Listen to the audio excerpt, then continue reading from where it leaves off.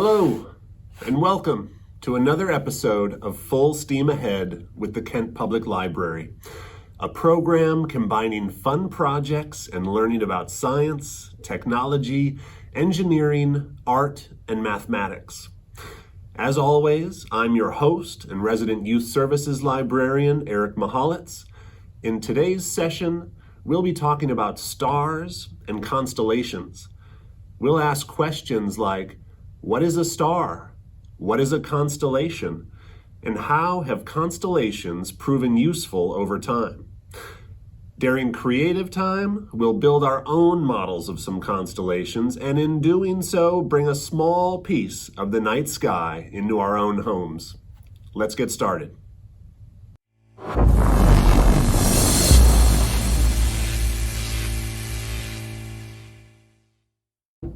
So, what is a star? A star is a huge glowing ball of gas. Most of those pinpricks of light that we see in the night sky are stars. And there are countless more stars too far from us here on Earth to be seen without a telescope.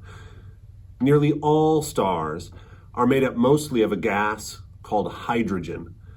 And their inner cores, the innermost part of them, is extremely hot. Great pressure squeezes that core, causing some of the hydrogen to change into a gas called helium. This process produces huge amounts of energy and makes the star shine. So what about constellations? A constellation is a group of stars that looks like a particular shape in the sky and has been given a name. Over time, cultures around the world have had different names and numbers of constellations depending on what people thought they saw. The people of ancient Greece recognized 48 constellations, all named after mythical beings.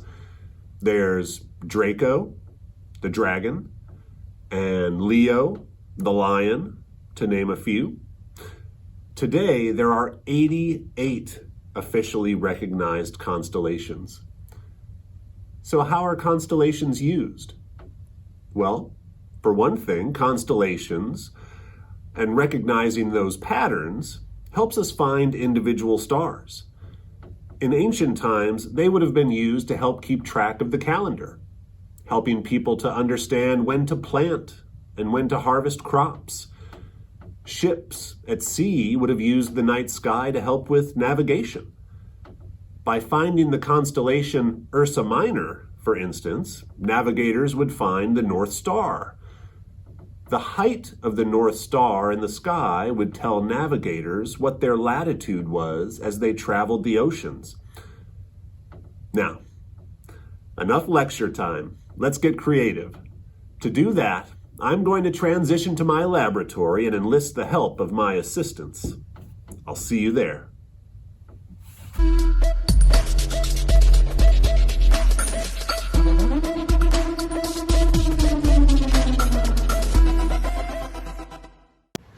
So we've transitioned to the laboratory. I have my two assistants here with me.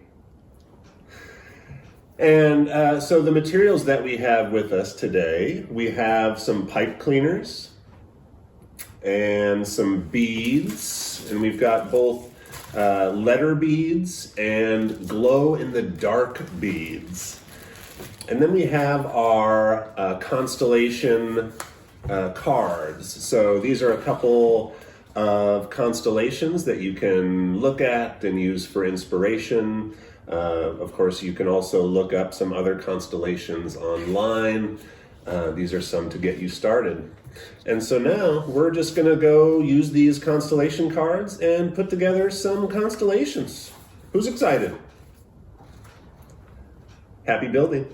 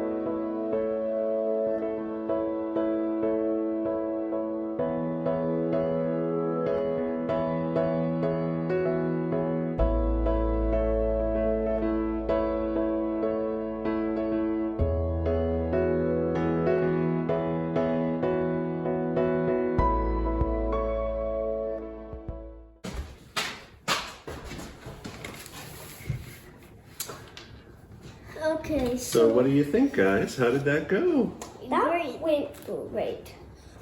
So can you tell us a little bit about what you made? So I made this, which is the Is this one Ursa Major. Ursa Major? Okay.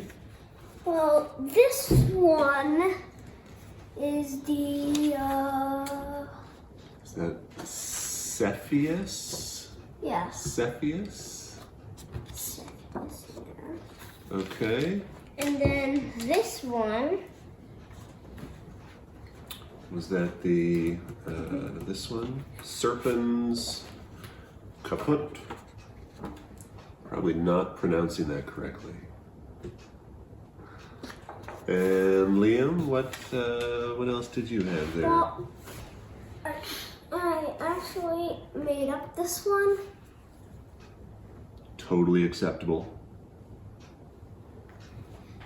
Does it have a name? Well, I haven't really named it, really, but I might name it Blinky. Nice. All right. Augie, did you come up with something else? Yes, I did this. It says my name up here. Ah, using the letter beads to spell your name. A-U-G-U-S-T. And I see the shape of it is kind of like a letter. A. This is the start of my name. Amazing. It's the August constellation. Did we have any troubles in doing this? Any difficulties? Well, this one took a lot of... I spent about 2 minutes working on this thing. Yeah, what was the hardest part about it? I think the hardest part was keeping the shape. Keeping the shape, yeah. The pipe cleaners are a little hard. Sometimes they don't want to hold their shape. And what about, like here I see you used 2 pipe cleaners and it looks like you connected them. Were there any troubles with putting your pipe cleaners together and working with the beads? Well, first of all, the beads are very slidey on these pipes. Okay. Yeah, they can slide a lot. So I had a lot of trouble with getting the beads in one place. That was my hardest trouble. And I will say, so we used some felt pieces to help keep all of our beads in place in doing this. That is, you could use a plate. Anything helps to kind of keep everything tidy and where it is. We used letter beads and glow-in-the-dark beads. If you are using the kit from the library, that is what you have, but obviously you can use any beads that you have around, assuming they would fit over a pipe cleaner, which most do. Star beads would be a good one to use, if you can find those or have any laying around.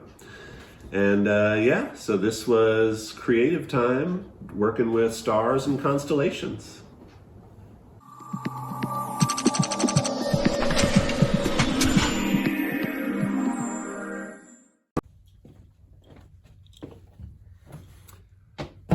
Thank you for tuning in. I hope you had fun and learned a little something along the way. Check out more information in the description and subscribe to the Kent Library YouTube channel. Over the next week, keep your eyes on the skies and then meet me right back here for another episode of Full Steam Ahead.